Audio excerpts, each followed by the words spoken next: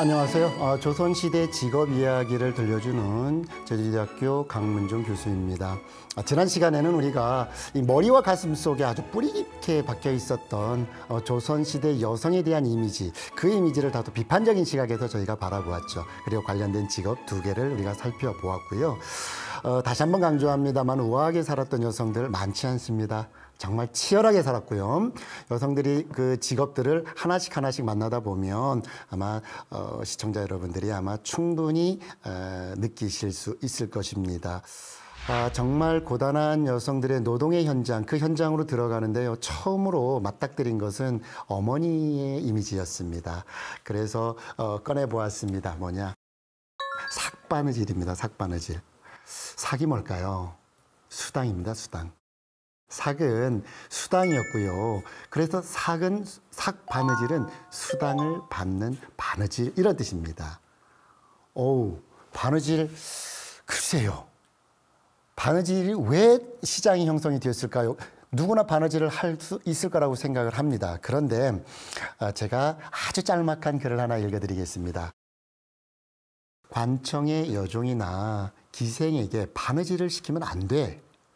부득이 남의 손에 빌려야 한다면 침비를 부르거나 침가에 가서 삭을 주고 맡겨라. 이건 누구의 이야기인지 아십니까? 다산 정약용의 이야기입니다. 목민심서에 등장하는데요. 2가지의 단어가 굉장히 재미있습니다. 침비와 침가입니다. 사실은 침비는 침선비의 줄임말이에요. 이 침선비들은 어떤 분들이냐면 원래는 왕실 복식 제작했던, 왕실의 의상을 제작했던 부서가 있었습니다. 그것을 상의원이라고 불렀거든요. 상의원 소속 그 여성 종들, 비들이었습니다. 원래는.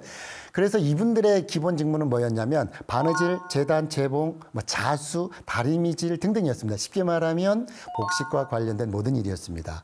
심지어 뛰어난 침선비인 경우는요, 침선장으로 해서 굉장히 대우를 잘 해주었거든요. 그럼 침가는 뭐였을까요? 바늘침에다가 집가였습니다. 네, 말 그대로요. 삭바느질 집인데요. 지금으로 말하면 이곳은 옷 수선 가게였어요. 옷 수선 가게.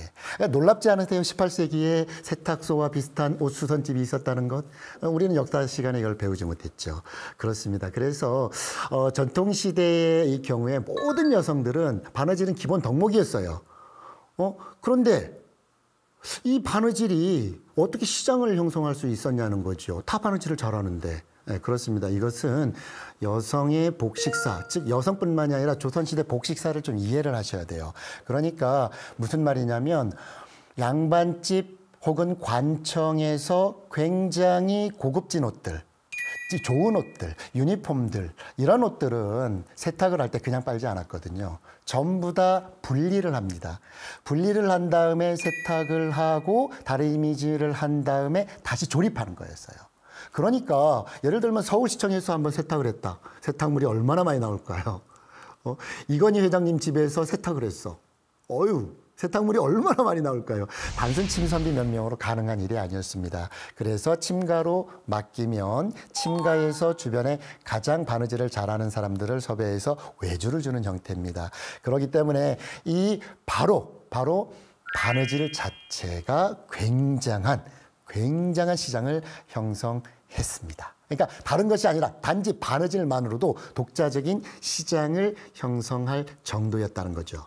그래서 여러분, 정말 무엇을 잘하는 분을 뭐라고 합니까? 선수라고 하죠. 얘 선수야, 선수. 운동선수, 축구선수. 이 선수가요, 원래는 바느질 솜씨에 뛰어난 사람이라는 뜻입니다. 그만큼 이 바느질이 굉장히 유명했거든요. 제가 이야기를 하나 들려드리겠습니다. 등불을 켜고 어머니를 생각하면 새벽닭이 울도록 주무시지 않고 무릎을 꿇은 채 삭바느질을 하시던 모습이 떠오른다.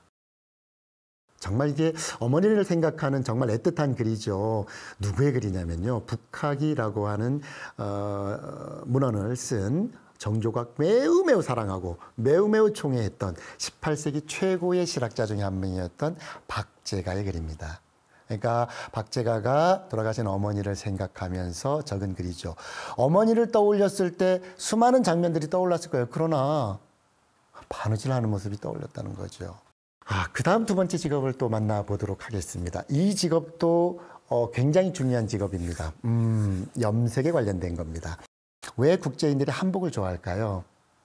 약간 불편해 보이는데 왜 한복을 좋아했을까요? 그것은 원색의 색감이 정말 아름다웠기 때문에 그렇습니다. 색감이 너무너무 컬러풀한 색깔이었거든요. 그래서 이게 국제적으로 굉장히 주목을 받았던 게 바로 그렇습니다. 이 염색 분야에 최고의 기술을 갖고 있는 사람들, 그런 사람들, 쉽게 말하면 지금 용어로 말하면 천연 염색 전문가입니다. 이분들을 뭐라고 불렀냐면 염모라고 불렀습니다. 근데 이쯤에서 우리가 백이민족이 맞을까요? 백이민족 맞습니다. 왜냐? 삼국시대 때부터 우리는 흰옷을 즐겨 입었거든요. 19세기 서양인들이 막 들어오잖아요. 그 선교사, 군인, 외교관 이분들이 시장을 가면요. 미쳐요, 미쳐. 마치 손밭에 온 느낌, 목화밭에 온 느낌. 모든 사람들이 하얘니까. 얼마나 이게 당황했겠습니까, 이 사람들이. 그렇습니다. 근데 백이민족이 맞는데요. 왜 우리 흰옷을 입었을까요? 도통 이렇게 설명합니다. 평화를 사랑하니까. 근데 아니에요. 이게 뻥입니다. 뻥. 왜 그러냐면 조선시대 때는요. 평화를 사랑해서 하얀 옷을 입은 것이 아니라 이 하얀색은 우리나라에서요. 죽음과 전쟁을 상징해요. 그러니까 조선시대 때 상복은 하얀색으로 만들었습니다. 우리가 지금 검은색 정장 차림으로 이제 상을 이제 많이 치르지만 그것은 기독교 문화가 유입되면서 우리한테 문화로 이제 정착된 거거든요. 흰색을 입었습니다. 흰색. 상복이에요. 상복. 그러니까 조선시대 같은 경우는 이 흰색으로 만들어진 상복을 입어야 할 상황들이 굉장히 많이 펼쳐져요. 8촌 이상이 죽었을 때는 상복을 입어야 했고요. 왕실에서 뭐 비와 빈이 죽었을 때, 왕이 죽었을 때, 왕세자가 죽었을 때 상복을 입어야 했습니다. 그러니까 굉장히 많은 날짜를 상복을 입어야 했습니다. 그러니까 상복과 일상복을 겸할 수 있다면 금상첨화겠죠. 결론적으로요, 평화를 사랑해서 흰옷을 입은 것은 아니고요, 가난함 때문이었습니다. 이건 제 해석이 아니에요. 매우 중요한 사례들이 왕조실록에 많이 나와요. 세종대왕께서 백성들에게 야, 흰옷 좀 입지 마, 제발. 왜 이게 우리 백성들은 흰옷만 이렇게 좋아하니? 그래서 이걸 바꾸려고 정말 노력을 많이 했어요. 정말 실패했습니다. 너무 골치 아팠거든요. 왜냐하면 평상복과 상복을 부분 없이 막 입어대면 예의의 나라인데 예의 어긋나잖아. 안 돼. 그만 입어 좀. 이렇게 했어요. 그래서 무슨 색깔을 권장했냐면 우리 동방을 상징하는 색깔이 푸른색입니다. 조선시대 때 그렇습니다. 푸른색을 입으라고 권장했습니다. 그러니까 관원들이 염색값이 너무 비싸요, 전하. 그래도 안 돼. 이 노란색은 중국의 옷들이 많고 빨간색은 여자들이 많이 해서 입고 남색은 일본 옷의 느낌이 있으니 우리나라는 그래도 파란색을 해서 입어. 실패합니다. 염색값이 없거든요. 네, 그렇습니다. 그렇다. 요는 무엇이냐면 염색을 컬러풀하게 해서 옷을 지어 입는 것 자체가 부의 상징이었습니다. 굉장히 사치품이었던 것이죠. 그러니까 우리의 이 염색 기술은요, 일찍부터 고려시대 때부터 굉장히 유명했어요. 송나라 사신들이 와서 굉장히 칭찬을 많이 했거든요. 특히 자색, 붉은색, 홍색, 붉은 홍자죠. 홍색과 자색이 정말 아름답다라고. 비단은 사실은 중국이 제일 잘 만들었어요. 사실은. 그러나 염색은 우리가 정말 뛰어났습니다.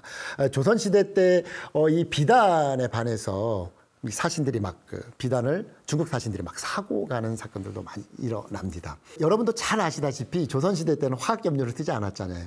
천연재료에서 염료를 추출했단 말이죠. 그래서 모두가 천연염색입니다. 조금 낯선 문헌 하나를 소개해드리겠습니다. 만기요람이라고 하는 책이 있어요. 여기서 보면 명주를 기준으로 하면 자주색이 노란색의 5배다. 붉은색이 노란색의 10배다. 그러니까 뭐죠? 순서대로 보면 붉은색, 자주색, 노란색 순으로 가격이 책정됐다는 겁니다. 굉장히 컬러풀한 색이 굉장히 비쌌다는 것이죠. 그런데 이거 굉장히 어려운 노동입니다. 사실은 남성들이 했어야 맞아요. 이 염색은 남성들이 충분히 할 수 있는 부분이거든요. 그런데 이 남성들이 여성의 어떤 분야에 손을 대는 걸 좀 꺼렸습니다. 고종 때 재정백서의 역할을 했던 탁지준절에 따르면요, 염모에게는 수당이 지급이 됐습니다. 그게 뭐냐면 수공포라고 불렀거든요. 공임입니다, 공임. 그러니까 비단 한 필 약 20m에 해당합니다. 지금의 단위로 하면 비단 한 필을 염색을 하면 3배 석자 5치 약 1m. 그러니까 굉장히 저렴한 이제 그 수공품입니다. 그러니까 비단 10필을 염색해야 3배 한 필이 될까 말까 합니다. 고된 노동이죠. 굉장히 고된 노동입니다. 그런데 그런 고된 노동치고는 별로 좋지가 않았어요. 그래서 그럼에도 불구하고 가난한 여성들은요 굉장히 염색을 많이 했습니다. 이게 사례가 등장을 해요. 김수팽이라고 하는 선해청 관리입니다. 아전이었어요. 이분이 어느 날 동생 집에 갔어요. 근데 이 남동생이 막 무슨 염색이 잔뜩 담겨 있는 종이를 마당에 쭉 나열해 있었던 거예요. 동생한테 막, 야, 이게 뭔데? 했더니, 염색하고 있는데, 저 투잡 뛰어요, 형. 몰랐어요? 이게 월급 가지고 안 되잖아. 그래서 우리 집은 투잡합니다. 그게 염색이에요. 했더니, 김수팽이라고 하는 형이 불같이 화를 냅니다. 그리고 그 마당에 세워 있었던 염색 동이를 전부 다 엎질러 버려요. 야, 우리는 국가에 월급 받는 사람들이야. 우리 형제들은 그래. 그런데 우리처럼 국가에서 월급 받고 사는 사람들끼리까지도 이 염색업에 종사를 해버리면 주변에 가난한 사람들은 어떻게 살겠니? 당장 그만둬. 너 다시 한 번 더 염색을 하게 되면 너 가만두지 않을 거야.